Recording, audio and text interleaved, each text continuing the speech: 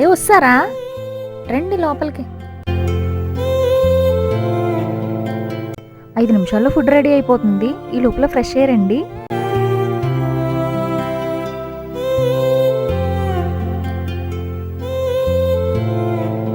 Food ready అయింది, తినండి. ఏమైందండి అలా ఉన్నారు? ఓసారి ఇలా కూర్చో. ఏంటో చెప్పండి. నేను నిన్ను బాగానే చూసుకుంటున్నానా? బానే చూసుకుంటున్నారు. ఎందుకలా అడుగుతున్నారు? ఏం లేదు, నిన్ను సరిగ్గా చూసుకోవట్లేదేమో అనిపిస్తుంది. ఎందుకంటే నాకు వచ్చే జీతం ఇల్లు గడవడం కష్టమైపోతుంది. అందుకని నీకేమో ఏమీ కొనలేకపోతున్నాను. అయినా చదువుకున్నప్పుడేమో చదువుకోకుండా నువ్వు నాకు ఎక్కడ దక్కవు అని చెప్పేసి నేను తీసుకొచ్చి పెళ్లి చేసుకున్నాను. ఆ రోజు నేను చేసిన తొందరపాటు పని వల్ల నాతో పాటు నువ్వు కూడా బాధపడుతున్నావు.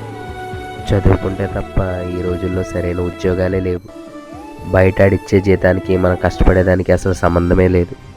అదే తలుచుకుంటే చాలా మనసుకి కష్టంగా ఉంది. నువ్వు ఎక్కడ ఇబ్బంది పడుతున్నావని రోజు ఆలోచిస్తుంటే కూడా నాకు కూడా చాలా బాధగా ఉంది. అయ్యో, మీ బాధ అదా? నేనేమన్నా అడిగానా? అయిపోయిన దానికోసం ఎందుకండి మాట్లాడుకోవడం? మీరు పొద్దున్నే డ్యూటీకి వెళ్ళి సాయంత్రం 1 గంట నాతో స్పెండ్ చేస్తే చాలు కదా. అది నాకు సంతోషం. ఇందులో ఏముంది? రండి.